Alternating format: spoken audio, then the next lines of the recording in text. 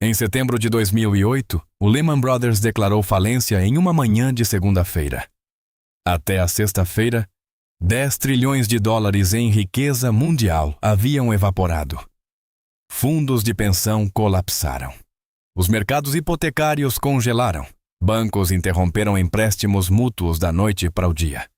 Em uma sala de negociações em Midtown Manhattan, um gestor de fundo de hedge chamado John Paulson observava um lucro de 15 bilhões de dólares.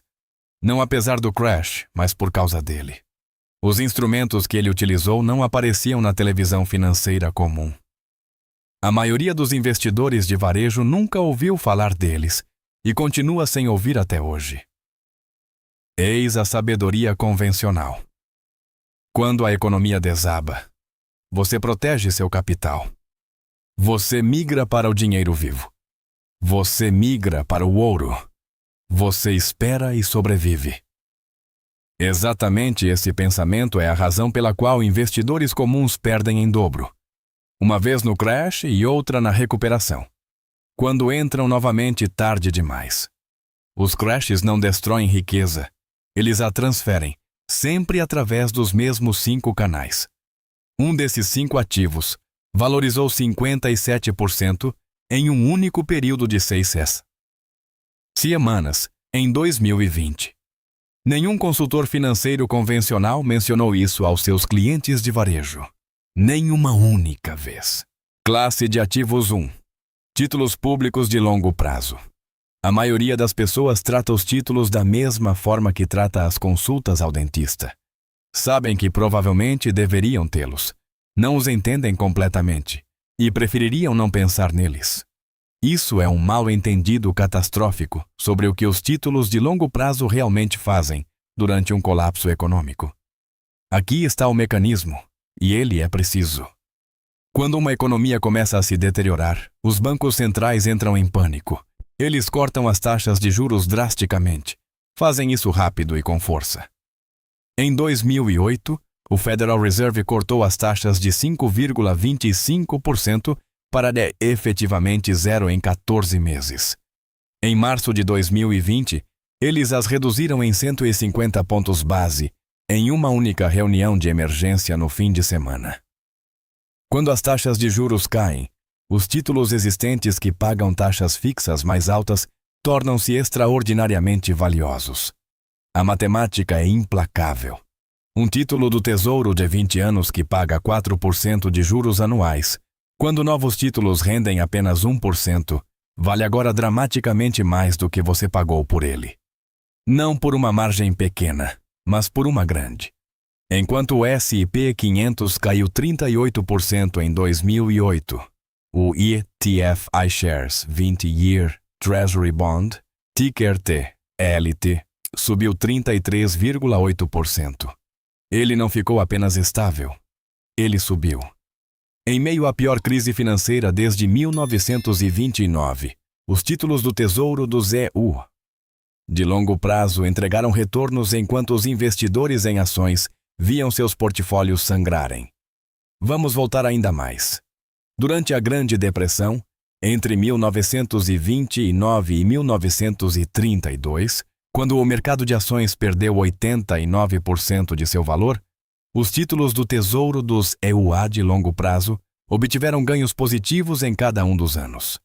Foram 4 anos consecutivos de desintegração econômica em que os títulos subiram o tempo todo. O mecanismo não é complicado assim que você o percebe. A deflação é o verdadeiro medo em um crash real.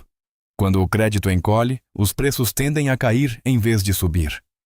Quando os preços caem, os fluxos de caixa de renda fixa tornam-se relativamente mais valiosos, porque o seu dólar comprará mais amanhã do que compra hoje. O capital foge do risco das ações e inunda os títulos públicos, empurrando os preços dos títulos para cima com uma velocidade extraordinária. O crash do Covid em 2020 foi a demonstração moderna mais clara. Nas semanas que antecederam a mínima de março, o TLT subiu cerca de 25% em menos de 6 semanas, enquanto os mercados de ações caíram 34%. Qualquer pessoa que entendesse essa correlação inversa tinha não apenas uma proteção, mas um instrumento real gerador de retorno durante a fase mais aguda do crash. A razão pela qual isso nunca foi contado à maioria dos investidores de varejo é estrutural. Consultores de renda fixa gerenciam títulos de uma forma que não se beneficia da volatilidade. A maioria da mídia financeira cobre ações. Dizem que títulos são chatos, até serem o único instrumento em seu portfólio que está no verde, enquanto todo o resto sangra. A janela é sempre a mesma. Ela se abre quando o medo da deflação substitui o medo da inflação na narrativa do mercado. Geralmente quando os mercados de crédito começam a vacilar pela primeira vez. Ela se fecha quando a intervenção dos bancos centrais desencadeia expectativas inflacionárias. Os investidores que entendem quando essa janela se abre são aqueles que colhem lucros enquanto os investidores de varejo ainda permanecem na fase de negação. Classe de ativos 2, volatilidade. Esta é a que a maioria das pessoas realmente nunca considerou como uma classe de ativos. É também o instrumento mais explosivo disponível durante um colapso econômico. O VIX é o índice de volatilidade da Chicago Board Options Exchange. De forma simplificada, ele mede quanto medo existe no mercado de opções para o S&P 500. Quando os mercados estão calmos, o VIX fica em torno de 12 a 15. Quando os mercados estão sob estresse, ele sobe. Durante um crash real, ele faz algo que parece quase impossível. Em fevereiro de 2020, o VIX estava em cerca de 14. Calmo e complacente. O mercado estava em máximas históricas. Em 18 de março de 2020, o VIX atingiu 85,47. Isso é um aumento de 507% em 6 semanas. Em outubro de 2008, o VIX atingiu 89,53, partindo de cerca de 20 no início do ano. Um aumento de 347%. Estes não são movimentos modestos, são mudanças sísmicas. E ao contrário da maioria dos ativos, a volatilidade não apenas se move, ela explode. Os ganhos são assimétricos de uma forma que quase nenhum outro instrumento consegue igualar. Aqui está o que a maioria das pessoas não sabe. Você pode possuir volatilidade, não apenas como um conceito, mas como um instrumento financeiro real. Desde 2009, existem produtos negociados em bolsa atrelados a futuros do VIX. O IPATHY S&P 500 VIX Short Term Futures, UTN, ticker VXX, oferece uma exposição direta a futuros de curto prazo do VIX. O ProShares Ultra e VIX Short Term Futures, IETF-UV, IAS, oferece cerca de 1,5 vezes o retorno diário desses futuros. Durante o crash do Covid, esses instrumentos geraram retornos que parecem inventados até você ver os gráficos. A razão pela qual esse conhecimento nunca chega aos investidores de varejo é proposital. Produtos de volatilidade perdem valor em mercados calmos, uma característica estrutural chamada contango bleed. Consultores que os recomendam a investidores passivos arriscam reclamações de clientes quando os instrumentos sofrem erosão lenta em períodos de baixa volatilidade. Portanto, a posição padrão da indústria é simples: não os mencione. Mas essa não é a abordagem dos traders institucionais ou dos fundos de hedge que gerenciam bilhões em livros de ações. Todo gestor de portfólio sério utiliza alguma forma de proteção contra a volatilidade. O lendário trade de John Paulson em 2008 foi, em sua essência, uma aposta de que a volatilidade no mercado hipotecário explodiria. Ele comprou o Credit Default Swaps, uma forma de seguro contra a inadimplência de títulos, em um momento em que o mercado precificava a volatilidade próxima de zero. Quando o equivalente ao VIX nos mercados hipotecários detonou, seus contratos de $1 bilhão tornaram-se lucros de $15 bilhões. O conhecimento proibido é este: a volatilidade não é apenas um indicador, é uma classe de ativos. É uma que se move de forma específica e confiavelmente inversa ao mercado em momentos de medo agudo, com a de alavancagem embutida em sua estrutura. A ressalva é o tempo, timing. Manter instrumentos de volatilidade durante uma expansão de baixa volatilidade é caro e lento. O instrumento não foi projetado para ser mantido de forma passiva. Ele foi projetado para ser mantido cirurgicamente na janela específica quando os mercados de crédito começam a quebrar. E antes que o ciclo de notícias convencional alcance o que o mercado de opções já sabe.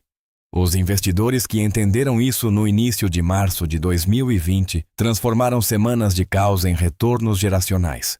Todos os outros viram suas contas de aposentadoria evaporarem e esperaram para ler sobre isso no jornal. Classe de ativos 3, crédito estressado, distressed debt. Ninguém discute isso em um jantar, nenhum influenciador financeiro posta infográficos sobre o assunto. Mas os criadores mais consistentes de riqueza geracional durante colapsos econômicos não foram investidores em ações, foram investidores em crédito. Especificamente, são compradores de títulos de dívida precificados por vendedores em pânico a uma fração de seu valor real de recuperação. Aqui está o mecanismo. Nos mercados de crédito, vendedores forçados aparecem em todos os lugares ao mesmo tempo. Bancos enfrentam chamadas de margem. Fundos de hedge são atingidos por resgates. Seguradoras gerenciam restrições regulatórias. Esses vendedores não avaliam o valor intrínseco. Eles gerenciam sua sobrevivência imediata. Eles vendem um título com valor de recuperação de 90 centavos por 30 centavos quando a alternativa é a insolvência. Março de 2020 criou o exemplo moderno mais puro dessa dinâmica. Títulos corporativos de grau de investimento, títulos de empresas fundamentalmente saudáveis, viram picos de rendimento enquanto os preços despencavam. O ETF, iShares iBoxx, Investment Grade Corporate Bond, caiu quase 20% em 3 semanas. Isso são 20% para títulos com classificação A e AAA. Não foi uma análise racional. Foi uma venda forçada e criou uma oportunidade extraordinária. Da mínima de março de 2020 até dezembro daquele ano, o LQD recuperou cerca de 25%. Títulos de alto rendimento, high yield, se comportaram de forma ainda mais dramática. O ETF iShares iBoxx, High Yield Corporate Bond, HYG, caiu 24% no crash e depois se recuperou para novas máximas em 7 meses, resultando em cerca de 40% de retorno da mínima ao pico. O dinheiro real durante os ciclos de crise não vem de ETFs, vem de compras diretas de dívidas. Em 2009, grandes investidores institucionais compraram títulos lastreados em hipotecas a 20 ou 40 centavos por dólar. Qualquer análise sensata já incluía taxas de inadimplência elevadas das hipotecas subjacentes, mas mesmo considerando essas inadimplências, os títulos tinham valores de recuperação bem acima de 40 centavos. Investidores que compraram em níveis de crise e mantiveram durante a recuperação fizeram de 3 a 5 vezes o seu investimento. Howard Marks, que lidera a Oaktree Capital Management e possui o histórico provavelmente mais bem documentado em investimentos em ativos estressados, escreveu em seu memorando aos clientes em outubro de 2008 que a seleção de oportunidades era a mais convincente que ele já havia encontrado em seus 30 anos de carreira. Os fundos de dívida estressada da Oaktree, lançados em 2007 e 2008, obtiveram retornos médios anuais superiores a 20% nos 5 anos seguintes. O precedente histórico vai além de 2008. Após a crise da dívida latino-americana de 1982, investidores que compraram títulos soberanos mexicanos inadimplentes a 15 centavos por dólar obtiveram retornos de várias centenas por cento na década seguinte. Após a crise financeira asiática de 1997, os títulos corporativos coreanos negociados a uma fração do valor nominal recuperaram-se significativamente conforme a economia subjacente se estabilizava.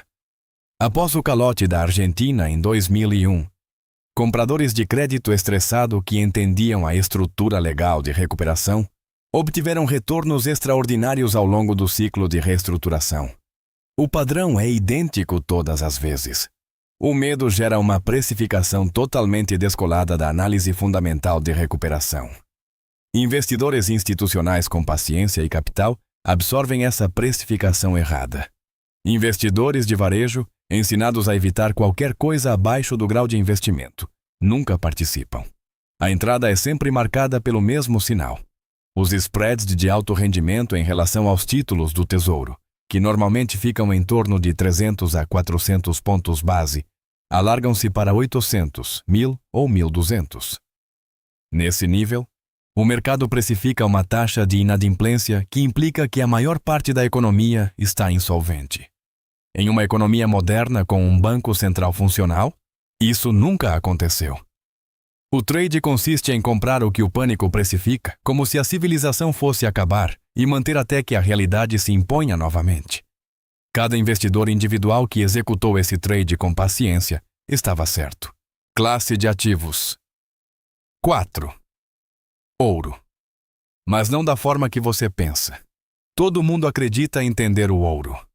Compre quando as coisas ficarem assustadoras, mantenha-o como um seguro. Esse enquadramento convencional não está errado, mas é perigosamente incompleto. Aqui está o que a narrativa padrão ignora. O ouro frequentemente cai durante a fase inicial de um crash econômico. Em 2008, o ouro atingiu um pico de cerca de $1.000 por onça em fevereiro. Em outubro, havia caído para $720. Isso é uma queda de 28% durante a pior crise financeira em 70 anos. Qualquer pessoa que comprou ouro em 2007 como proteção contra crises e vendeu em pânico em outubro de 2008 não apenas não se protegeu, como perdeu dinheiro.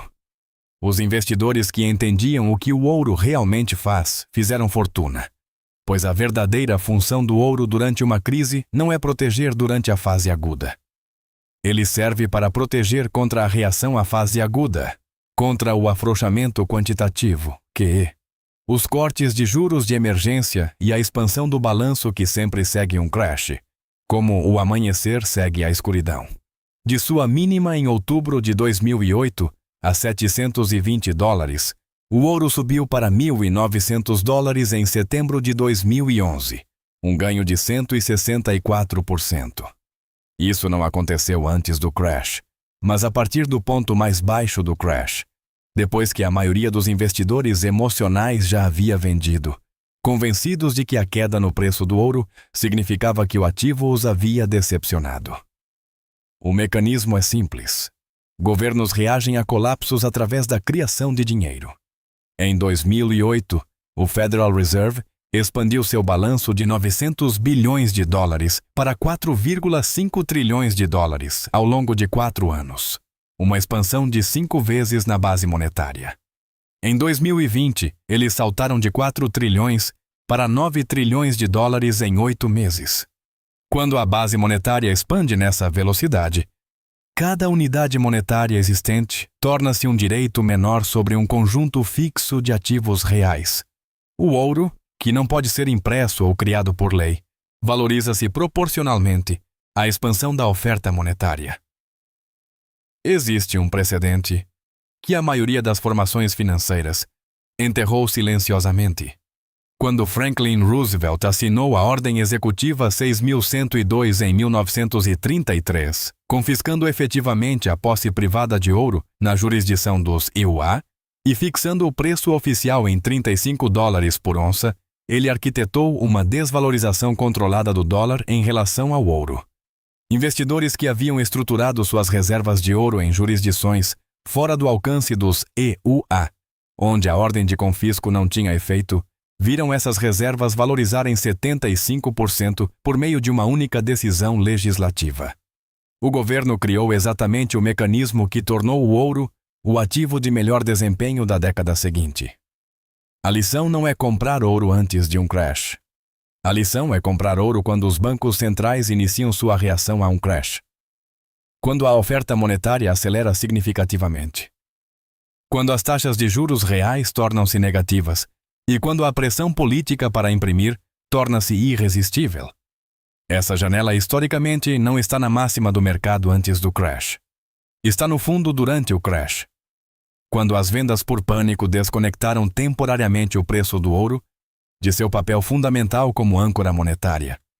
Dados de todos os grandes abalos econômicos ocidentais desde 1929 mostram o mesmo padrão. O ouro tem desempenho inferior ou cai durante a fase aguda, e o ouro supera significativamente o mercado durante a fase de reação monetária. Investidores que entendem essa diferença não compram ouro como seguro contra um crash. Eles o compram como uma aposta estruturada na desesperança do governo. Eles estiveram certos em todas as vezes. Classe de ativos 5. Terras agrícolas. Betrachten Sie diese Tatsache genau. Entre 2007 e 2012, o preço médio das casas nos EUA caiu cerca de 26%. Os valores de imóveis comerciais caíram de 30% a 40% nos principais mercados. Um portfólio diversificado de ações foi reduzido à metade. Todo o complexo imobiliário americano foi descrito pela imprensa financeira como o maior evento de destruição de riqueza desde a Grande Depressão. No mesmo período, os valores das terras agrícolas nos EUA subiram em média 30%. Isso não é coincidência. Não é nem mesmo surpreendente quando se entende o que a terra agrícola realmente representa. Terra agrícola não é um imóvel. É um ativo produtivo que gera retornos independentemente do sistema financeiro. Um campo de soja nos arredores de Peoria, Illinois, não se importa se o Lehman Brothers é solvente. Ele produz soja. Essa soja alimenta pessoas. As pessoas precisam comer, independentemente do estado do mercado de títulos. O USDA acompanhou os valores das terras agrícolas em Iowa durante a crise de 2008 com precisão. O valor médio da terra agrícola em Iowa era de cerca de $3.900 por acre em 2007. Em 2012, havia atingido $8.400 por acre, um ganho de 115%. Enquanto o sistema financeiro mais amplo sofria sua pior contração em 70 anos, o mecanismo ia além do mero isolamento da crise. Em tempos de convulsão econômica, a segurança alimentar torna-se uma preocupação primordial. As cadeias de suprimentos quebram, a volatilidade dos preços dos alimentos dispara. Cada período de estresse financeiro agudo na história registrada correlaciona-se com o aumento dos preços dos alimentos, porque a produção de alimentos exige cadeias de suprimentos funcionais que se rompem sob pressão financeira, enquanto a demanda permanece totalmente inelástica. Você pode parar de comprar uma segunda casa, mas não pode parar de comer. Vamos voltar aos anos 1930. A Grande Depressão é lembrada pelas filas de sopa e pelo desemprego. Para os agricultores que possuíam suas terras integralmente e não tinham dívidas, a depressão foi uma experiência fundamentalmente diferente. Enquanto os trabalhadores urbanos enfrentavam 25% de desemprego, as famílias de agricultores mantinham sua segurança alimentar. Eles negociavam produtos, sustentavam as economias locais por meio do escambo e detinham terras que, apesar das pressões de preço da era da depressão, mantiveram seu valor produtivo de longo prazo de uma forma que nenhum instrumento financeiro poderia replique. Aqui está o que cada crash econômico no último século confirmou invariavelmente. O dinheiro perdido em um crash não é destruído. Ele muda de mãos. Ele migra dos despreparados para os posicionados, dos reativos para os estruturais. Você agora entende os 5 canais, através dos quais essa transferência ocorre. Títulos de longo prazo que sobem com o medo da deflação, antes mesmo dos bancos centrais anunciarem seu primeiro corte de juros. Instrumentos de volatilidade que explodem exatamente no momento em que os investidores de varejo estão mais confusos e pior posicionados. Crédito estressado que vendedores em pânico abandonam por frações do valor de recuperação, enquanto compradores institucionais os absorvem silenciosamente. Ouro que fica para trás no crash e depois dobra com a reação monetária, a qual nenhum governo na história foi capaz de resistir até agora. E terras agrícolas que, silenciosamente, superam o mercado enquanto o sistema financeiro detona ao seu redor. porque a Terra não lê notícias?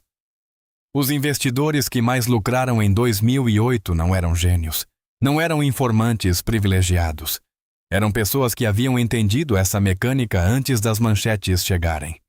Cada crash na história foi descrito como sem precedentes, pelas pessoas que ele destruiu. Pelas pessoas que se posicionaram para ele, foi descrito como totalmente previsível. A diferença entre esses dois grupos nunca foi a inteligência. Foi sempre a preparação.